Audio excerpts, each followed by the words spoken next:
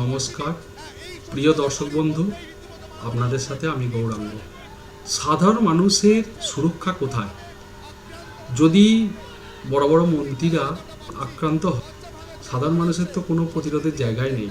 পশ্চিমবঙ্গ সরকারের নারী ও শিশু কল্যাণ মন্ত্রী শশী পাঁজা 14 মার্চ 2026 সালে আক্রান্ত হয়েছেন। বিজেপির জাতীয় সভাপতি জেপি নাড্ডার গাড়িতে আক্রমণ হয় 10ই ডিসেম্বর 2020 সালে। কেন্দ্রীয় স্বরাষ্ট্রমন্ত্রী নিশীথ পরামানিকে আক্রমণ হয় 5ই আগস্ট 2025 সালে এবং শুভেন্দুর গাড়িতে আক্রমণ হয় মেদিনীপুরে 2021 সালে নির্বাচনের আগে। এভাবে প্রত্যেকটা মন্ত্রীর গাড়িতে আক্রমণ, বাড়িতে আক্রমণ, তাদেরই সুরক্ষা নেই, তো সাধারণ মানুষের সুরক্ষা করতে সরকারের এই অবস্থা। এইসব মন্ত্রীদের আক্রমণে তাদের জীবনহানির সংশয় দেখা গেছে, কিন্তু কাজের কাজ কিচ্ছু হয় নাই। কয়েকজনকে সাধারণত ধরপাকড় করা হয়েছে, তারপর পরবর্তী ক্ষেত্রে ছেড়ে দেওয়া। ভারতের আইনে যদি বড় বড় মন্ত্রীদেরই সুরক্ষা না থাকে, তো সাধারণ মানুষের জীবনে কি সুরক্ষার দাম আছে?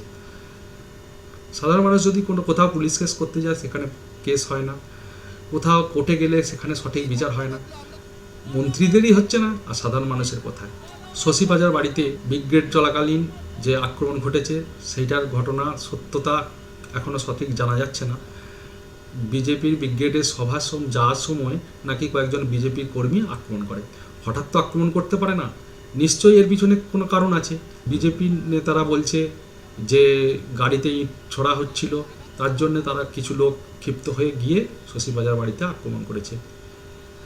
দেখুন আসল ঘটনাগুলো কি ঘটেছে, দেখুন, আপনারাই বিচার করুন এ কী হতে পারে।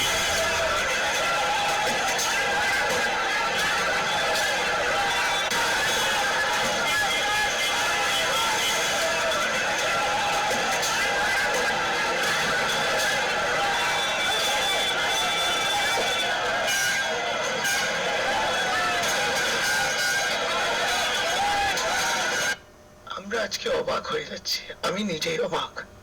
তারা ফ্ল্যাগ ফেস্টুন আমার বাড়ির সামনে, তৃণমূল কংগ্রেসের অফিসের সামনে তারা লাগাচ্ছিলেন। বাস থেকে ওই বিজেপি গুন্ডা মার্ডারাররা বাসটাকে থামিয়ে নামলো, ফ্লেক্স গুলো ছিঁড়লো আর এদেরকে মারলো। पहले इसको तोड़ा, डैमेज किया, कुछ नहीं, पोस्टर आके फ्लेक्स आके पहले इसको तोड़ा, डैमेज किया, कुछ नहीं बोले, छोड़ दिया। उसके बाद ये बॉयकॉट बीजेपी जो पोस्टर लगा हुआ है, फ्लेक्स लगा, उसको देख के बीजेपी का गुंडा बस से उतर के हम लोग का तृणमूल कांग्रेस का जो लड़का लोग बैठा था, घर में घुस के मारा, घर में घुस के मारा। हम लोग का लड़का लोग को हम लोग को भेजा है इलाज के लिए। इसके बाद প্রচেষ্টা এবং আমাদের কর্মীদের উপর এইভাবে অ্যাটাক হয়েছে, যারা ভারতীয় জনতা পার্টির কর্মীদের প্রতি মুভমেন্টে ভয় পাচ্ছে। আমরা ভারতীয় জনতা কর্মীরা এটাই বলতে চাই,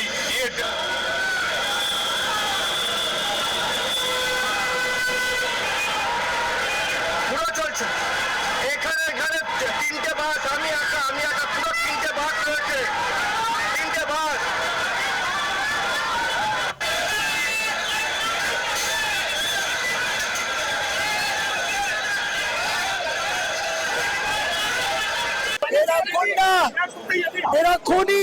ভোটের জন্য আর কত নিচে নামবে?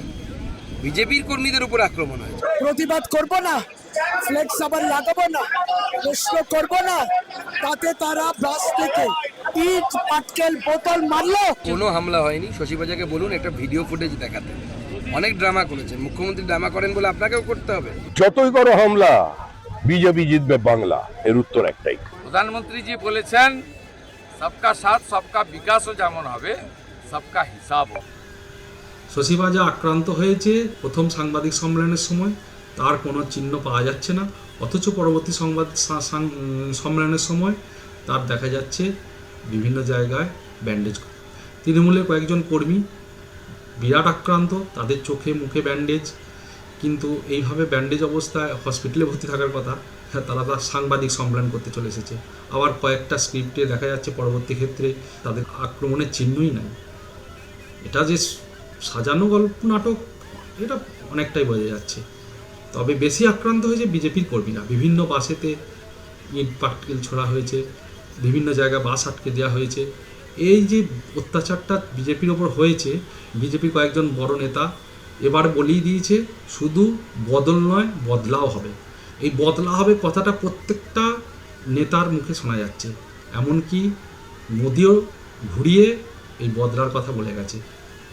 সুতরাং পরবর্তী বিধানসভা নির্বাচনের পরে কি ঘটনাটা ঘটতে পারে এখন থেকেই অনুমান করা যাচ্ছে।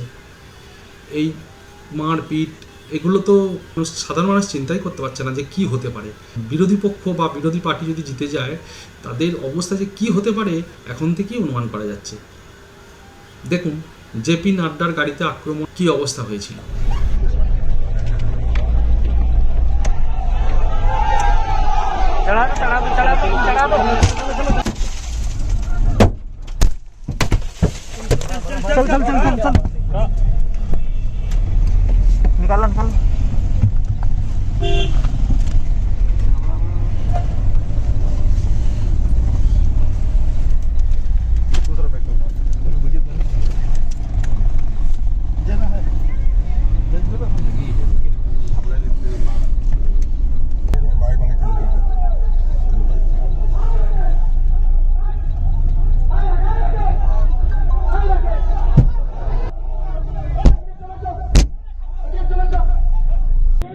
কারা মারলো? তৃণমূলের লোকেরা মেরেছে। হ্যাঁ, কোথায় হয়েছে ঘটনা, কি হয়েছে বলুন? শিরাকুলে আগে কোন জায়গায় হয়েছে, কোন জায়গায়? শিরাকুলে আগে তৃণমূলের লোকেরা গাড়ি থেকে নামিয়ে আমাদের বাঁশ দিয়ে পিটিয়ে গলার চেন, হ্যাঁ সব কিছু কেটে মাথা ফাটা ফাটিয়ে আংটি ফাংটি মোবাইল সব কেটে নিচ্ছিল। মোবাইলটা নিয়েছে আর গলার চেনটা নিয়ে নিয়েছে সোনার। আপনার গাড়ির উপর ইট মেরেছে? গাড়ির মধ্যে ইট মেরেছে, গাড়ি থেকে আমাকে নামিয়েছে। কোন জায়গাটা হয়েছে? শিরাকুলে আগে।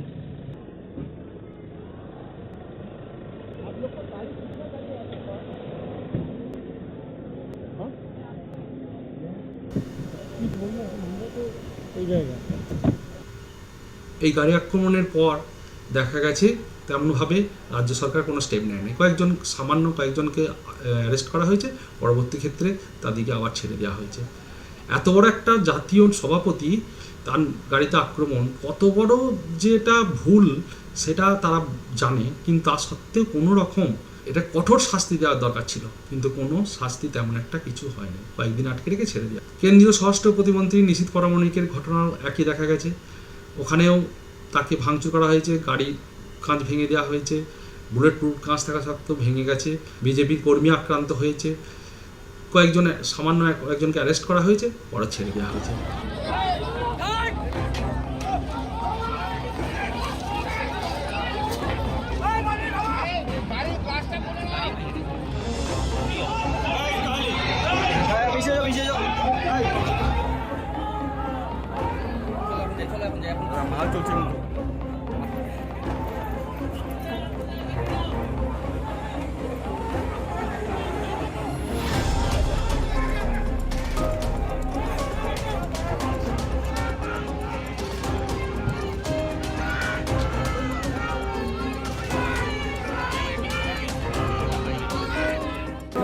বাংলায় নেতা সাধারণ মানুষের কি অবস্থা আপনারা বুঝতে পারছেন। একেবারে কালাম অবস্থা, তো কি বলবেন ব্যাপারটা? দেখুন, বাংলায় যে রাজনৈতিক পরিস্থিতি, এটা বাংলা সাধারণ মানুষ মেনে নেবে না, কোনো উত্তেজিত হয়ে নয়, একেবারে সাধারণভাবে স্বাভাবিকভাবে বলছি যে এই রাজনৈতিক পরিস্থিতি যদি চলতে থাকে তাহলে বাংলার যে গণতান্ত্রিক অবস্থা সেটা কিন্তু একেবারে কোলাপস। আপনার গাড়িতেও হামলা হয়েছে, গাড়ি ভেঙে গেছে, কাজ ভাঙুক না, বাংলা সাধারণ মানুষ দেখছে তো কি হচ্ছে। আপনি তো পুলিশকে জানিয়ে এসেছিলেন এখানে, পুরো পূর্ব নির্বাচিত। নিশ্চিতভাবে পুলিশি ব্যারিকেড আপনারা দেখুন, যারা পাথর ছুটছে তাদেরকে সেভ করা হচ্ছে, যারা বোমা ছুটছে তাদেরকে সেভ করা হচ্ছে। আপনারাও সুরক্ষিত নন, আমি বলবো আপনারাও সুরক্ষিত থাকুন।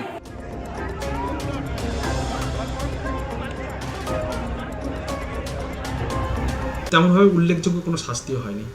আবার মেদিনীপুরে বিরোধী দলনেতা শুভেন্দু অধিকারী গাড়িতে আক্রমণ হয়েছিল 2021 সালে নির্বাচনের আগে, সেখানেও দেখা গেছে সেইভাবে কোনো ব্যবস্থা নেওয়া হয়নি। কি হয়েছিল জানবো, আমার সঙ্গে শোভন রয়েছে। শোভন, সমস্তই দেখো, যেটা জানা যাচ্ছে যে আজকে শুভেন্দু অধিকারীর পুরুলিয়াতে একটি কর্মসূচি ছিল, দলীয় কর্মসূচি, এবং সেখান থেকে তিনি ফিরছিলেন, বাড়ি ফিরছিলেন, এবং পশ্চিম মেদিনীপুরের চন্দ্রকোনা রোডে যখন তার গাড়ি ক্রস করছিল সেই সময় কিন্তু সেখানে রাস্তার ধারে বেশ কিছু বিজেপি কর্মী সমর্থক তাকে অভ্যর্থনা জানানোর জন্য দাঁড়িয়েছিলেন। তার উল্টো দিকে কিন্তু তৃণমূল কর্মী সমর্থকরাও জমায়েত করেছিল বলে অভিযোগ। এবং যখন শুভেন্দু অধিকারীর গাড়ি যখন চন্দ্রকোনা রোড ক্রস করে সেই সময় কিন্তু যারা তৃণমূল কর্মী সমর্থকরা ছিল তারা কিন্তু সেই শুভেন্দু অধিকারীর গাড়ি আজকে বিক্ষোভ দেখায় এবং তার গাড়িতে আক্রমণ করে বলে অভিযোগ। এরপরে কিন্তু শুভেন্দু অধিকারী ক্ষিপ্ত হয়ে ওঠে এবং এরপরে গাড়ি থেকে নেমে তিনি সোজা চন্দ্রকোনা রোড বিট হাউসে রওনা দেন এবং সেখানে দলীয় কর্মী সমর্থকদের নিয়ে তিনি বিক্ষোভ দেখান থানার বাইরে। এবং এখন যথারীতি তিনি থানার মধ্যে ঢুকে পড়ে আইসির রুমে বসে তিনি অবস্থান করছেন। তার একটাই দাবি যে যারা এই ধরনের ঘটনা ঘটিয়েছে তাদেরকে অবিলম্বে গ্রেপ্তার করতে হবে, তাদেরকে চিহ্নিত করতে হবে, গ্রেপ্তার করে তাদেরকে শাস্তিমূলক ব্যবস্থা নিতে হবে তাদের বিরুদ্ধে। তা না হলে কিন্তু তিনি অবস্থান বিক্ষোভ চালিয়ে যাবেন। অবশ্যই বড় বড় নেতা মন্ত্রীদের যদি আক্রমণে যদি কোনো কিছু ব্যবস্থা নয়, সাধারণ মানুষ তো কিছুই করতে পারবে না। সাধারণ মানুষের কোনো সেফটি নেই। সাধারণ মানুষ যদি রাস্তাঘাটে বেরোনোর পর কোনো নেতার দ্বারা বা রাজনৈতিক দলের দ্বারা আক্রান্ত হয়, সেখানে তো সাধারণ মানুষের কোনো বিচারই হবে না। পুলিশের কাছে গেলেও হবে না, কোর্টে গেলেও হবে না। এই তো অবস্থা দেশে। আমাদের দেশ গণতন্ত্রের উপর নির্ভর করে চলে। আমাদের সংবিধানে অনেক কিছু সুবিধা দেওয়া হয়েছে মানুষকে রক্ষা করার জন্য, অনেক কিছু সেফটি দেওয়া হয়েছে, কিন্তু কোনোটাই কাজে লাগে না। সামান্য সেগুলো খাতা কলমে। সুপ্রিম কোর্টে তো সাধারণ মানুষের যার ক্ষমতাই নেই, হাইকোর্টেও সাধারণ মানুষ গিয়ে কোনো সুরক্ষা পায় না। এই দেশের অবস্থা। কাকে আনবেন, যাকেই আনবেন সেই এই ঘটনা ঘটাচ্ছে। সাধারণ মানুষের নিরাপত্তা কেউ দিতে পারছে না। ভবিষ্যতের দিকে আমরা তাকিয়ে থাকব। দেখা যাক, যদি কোনো আমাদের জনসাধারণের ভাগ্য খুব ভালো হয়, পরবর্তী ক্ষেত্রে আমাদের হয়তো সুরক্ষা হতে পারে।